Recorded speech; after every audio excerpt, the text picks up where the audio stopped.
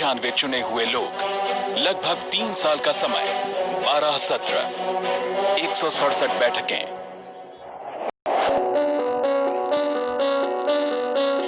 इस तरह भारत ने खुद को एक संविधान दिया। इतिहास में पहली बार धर्म, जाति, क्षेत्र, भाषा में बटा ये भूभाग एक संप्रभुता संपन्न राष्ट्र बना।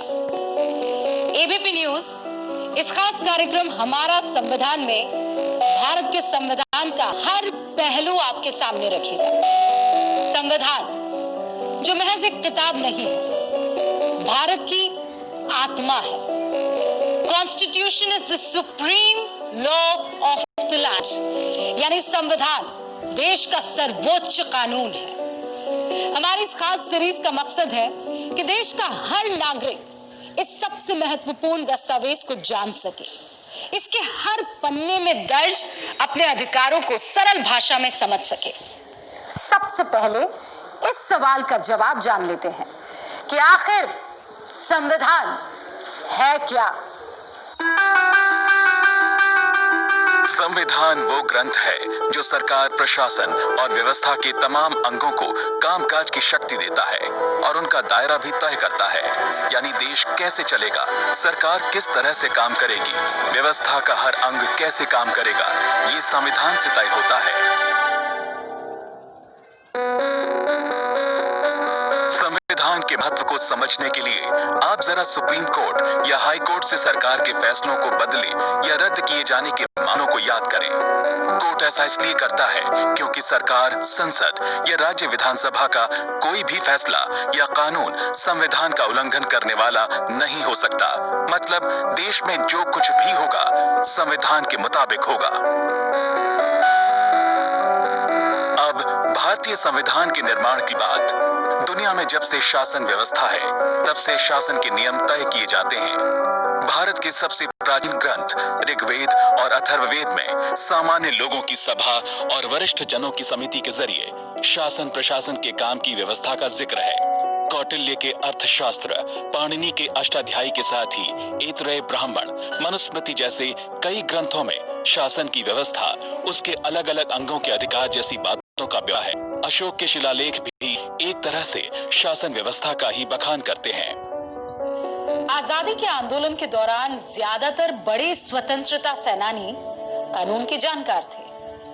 उन्होंने महसूस किया कि भारत में शासन व्यवस्था के लिए नियम बनाने की जरूरत है। वो चाहते थे कि शासन व्यवस्था के नियम तय करने के लिए भारत के लोगों की एक संविधान सभा का गठन हो।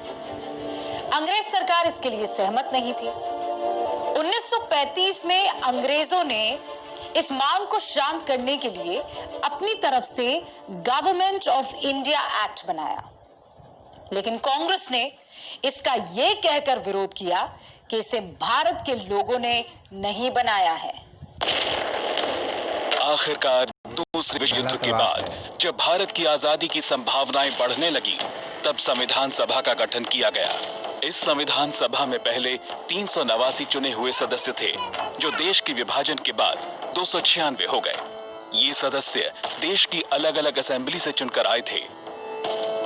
जो प्रोविंशियल असेंबलीज थी उनसे ही प्रतिनिधि चुने गए और प्रतिनिधि चुनकर एक संविधान सभा बनी और दिसंबर 1946 में उसकी पहली मीटिंग हुई।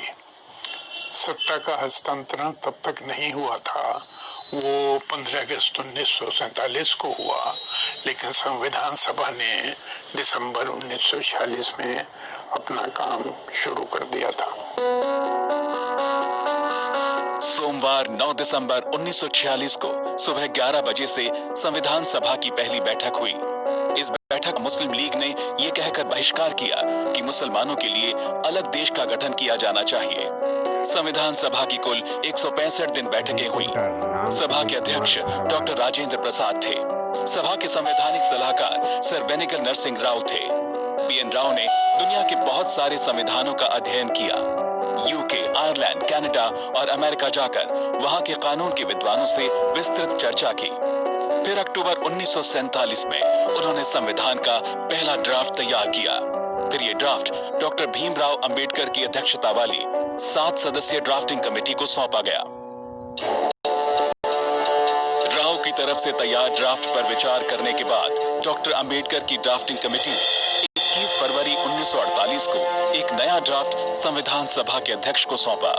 इस ड्राफ्ट पर लोगों से सुझाव मांगे गए। इसके आधार पर ड्राफ्ट में कई बदलाव किए गए। बना हुआ ड्राफ्ट 4 नवंबर 1948 को संविधान सभा में रखा गया। फिर इस ड्राफ्ट पर बहस शुरू हुई। अगले 1 साल तक संविधान निर्माताओं ने एक-एक प्रावधान पर विस्तार से चर्चा की। क्या रखना है, क्या नहीं, किस में बदलाव की जरूरत है।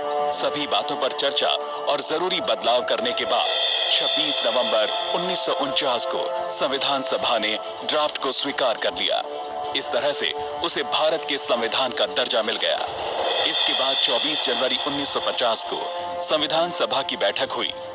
इसमें जन गण मन को राष्ट्रगान का दर्जा मिला। वंदे मातरम को बराबर सम्मान के साथ राष्ट्रगीत स्वीकार किया गया। 26 जनवरी 1950 से संविधान देश में पूरी तरह लागू हो गया। बीएन राव ने लगभग 7 देशों के संविधान का अध्ययन किया था। डॉक्टर अंबेडकर समेत संविधान सभा के कई और सदस्यों को भी दूसरे देशों की शासन व्यवस्था की अच्छी जानकारी थी। नतीजा रहा अलग अलग देशों की व्यवस्था के ऐसे हिस्सों को संविधान में जगह देना जो भारत के लिए सही लगे।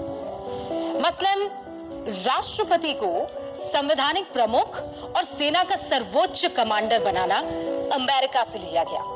संसदीय चुनाव, संसद में 2 सदनों लोकसभा और राज्यसभा की व्यवस्था, केंद्रों को राज्यों से ज्यादा शक्तिशाली बनाने वाला संघीय ढांचा कनाडा से, और वेस्टमिंस्टर प्रणाली यानी संसद के लिए जवाबदेह मंत्रिमंडल का प्रावधान ब्रिटेन से लिया गया।